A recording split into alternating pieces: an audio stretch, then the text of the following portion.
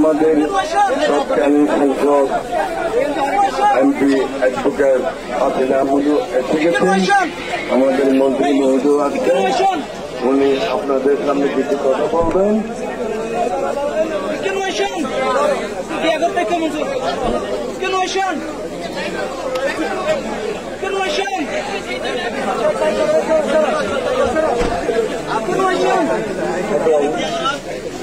আপনাদের সামনে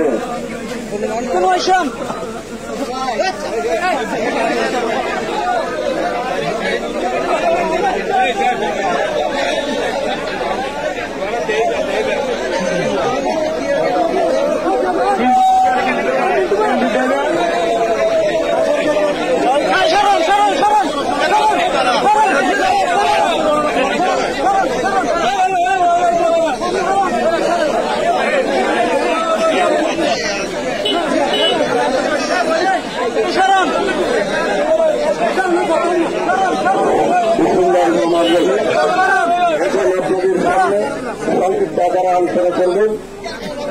আমাদের কক্সবাজারের জনমানুষের অভিভাবক, চকরিয়া পেকুয়া থেকে বারবার নির্বাচিত সংসদ, সাবেক যোগাযোগ প্রতিমন্ত্রী, বাংলাদেশ জাতীয়তাবাদী বিএনপির স্থায়ী কমিটির মান্যবর সদস্য জননেতা আলহাজ সালাউদ্দিন আহমেদ।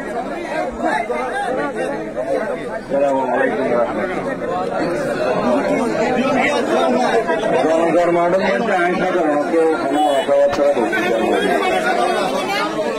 নিয়ম নয়। মর্দার পরিবার হচ্ছেন ওয়ারিশ হলে মর্দার পক্ষে মাত্র চাই না, যে কোনো কথাবার্তা হওয়া শেষই না। আর কোনো কথা নাই। ওনারা বেশি মুসলমান হিসেবে বাদশার আর তার মাস্টারাতাল্লাহ দোয়া করিবেন, আল্লাহ যাতে তারে জান্নাতুল ফেরদৌস নসিব করে এবং ওয়ারিশ হলে আল্লাহ সুখ সুবিধার ক্ষমতা দেয় এবং তার স্ত্রী তো আছে, সন্তানও আছে, দুই সন্তান, বেতনে আল্লাহ সহি সালামতে রাখে এবং ইমানদারির সাথে এবং ইমানের সাথে মৃত্যু নসিব করে। বেতনে তো আরো তো মরা করবি, সত্য প্রধানতম সত্য জীবনের জন্মের পরে প্রধানতম সত্য দেখে আরো বেতনত্ব মরা করবি, আল্লাহ সাথে ফেরত দেওয়া করবি এবং ইয়ানি আরো বিরোধ রাখিয়ে মুসলমান হিসাবে ইমান আকিদা লই যা তাহারা জীবন নির্বাহ করি এবং ইমানের সাথে মৃত্যুবরণ করি। ইয়ানি আরো সবচেয়ে বড় চাহিদা এবং দরকার।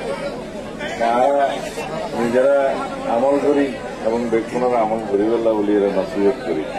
আর তো না কোনো হতা নাই, আমরা বেক্ষণ আনলা দোয়া করিবেন, আর মা বাবাল্লা দোয়া করিবেন এবং দেশল্লা দেশের শান্তিল্লা আগামী দিনে দেশের সমৃদ্ধিল্লা আমরা বেক্ষণ দোয়া করিবেন ইনশাআল্লাহ। আসসালামু আলাইকুম রহমতুল্লাহ।